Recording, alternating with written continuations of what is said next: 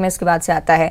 अनुराग बने रहेगा हमारे साथ, आगे भी आप चर्चा करेंगे। और भोपाल से एक और बड़ी जानकारी, मध्य प्रदेश के कई इलाकों में बारिश ने सर्दी बढ़ा दी है। ग्वालियर, चंबल समेत कई इलाकों में बारिश का दौर लगातार जारी है। छतरपुर, टीकमगढ़, निवाड़ी के साथ मालवा के शाजापुर, आगर, मंदसौर, नीमच में बूंदाबांदी की आशंका नजर आ रही है। घना कोहरा पड़ने का भी मौसम विभाग का अनुमान सामने आया है। 28 जनवरी तक रिमझिम बारिश और बिजली गिरने के आसार नजर आ रहे हैं।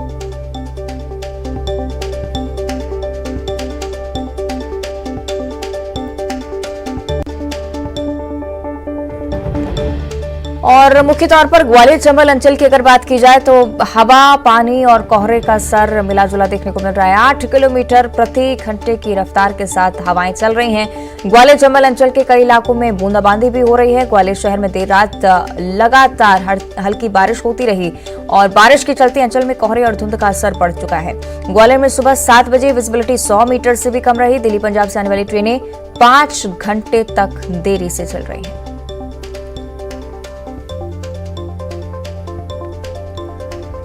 चलिए, प्रदेश में मौसम की स्थिति को लेकर और ज्यादा चर्चा हम करेंगे। हमारे से अनुराग श्रीवास्तव हमारे साथ भोपाल से लगातार जुड़े हुए हैं। सुशील कौशिक भी हमारे साथ जुड़ रहे हैं, ग्वालियर से हमारे साथ लाइव बने हुए हैं। अनुराग, सबसे पहले आपका मैं रुक करना चाहूंगी क्योंकि पूरे ही प्रदेश में माना जा रहा है कि बूंदाबांदी की वजह से लगातार ठंड का कहर बढ़ता जा रहा है। क्या स्थिति फिलहाल प्रदेश की?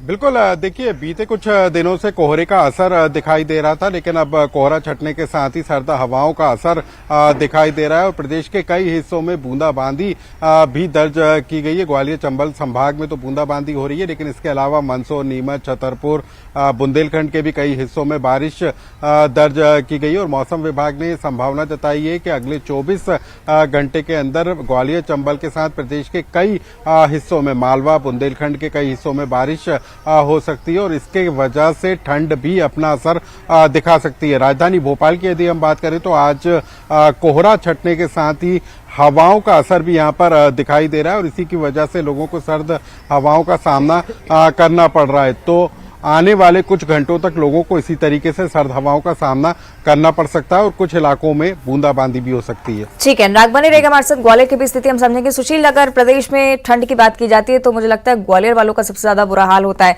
क्योंकि सबसे ज्यादा कोहरा, सबसे ज्यादा बारिश का असर ग्वालियर में ही देखने को मिलता है। फिलहाल क्या स्थिति इस क्षेत्र की?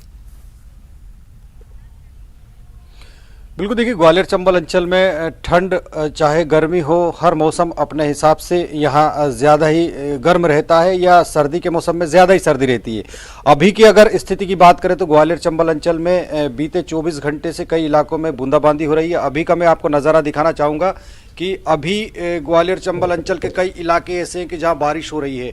अभी भी देखिए, ग्वालियर शहर में बारिश हो रही है और रात से ही जो बूंदाबांदी हो रही है, इसके अलावा तेज हवाओं का जो असर रहा है रात भर, उन हवाओं के चलते मौसम में सर्दी भी हालांकि आई है। लेकिन सबसे बड़ी बात यह है कि रात भर से जो बूंदाबांदी हो रही है ग्वालियर चंबल अंचल के कई इलाकों में, उसके चलते सुबह से ही यहाँ पर कोहरा और पाले के साथ ही धुंध का भी असर है, जिसके चलते यातायात भी प्रभावित हो रहा है। और मौसम विभाग का जिस तरह का अनुमान है कि आने वाले 2 से 3 दिनों तक इस तरह का मौसम ग्वालियर चंबल अंचल में बना रहेगा, तो कहीं ना कहीं हालांकि अभी जो शुरुआती दौर में ये हल्की बारिश है और जो पाला है वो खरीफ की फसलों के लिए खासा फायदेमंद साबित हो रहा है। लेकिन मौसम विभाग का कहना है कि अगर इसी तरह का मौसम बना रहता है तो लोगों के साथ ही किसानों को भी सचेत रहने की ज़रूरत है।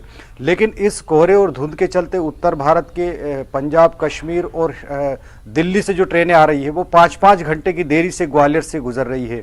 तो कहीं ना कहीं इस मौसम से लोगों को लुत्फ उठाने का मौका ज़रूर मिला है। लेकिन अब अगर खेती के लिहाज से देखें तो ये मौसम इस तरह का थोड़े दिन फायदेमंद रहेगा। अगर लंबे समय तक इस तरह का मौसम रहता है तो वो परेशानी का सबब बन सकता है।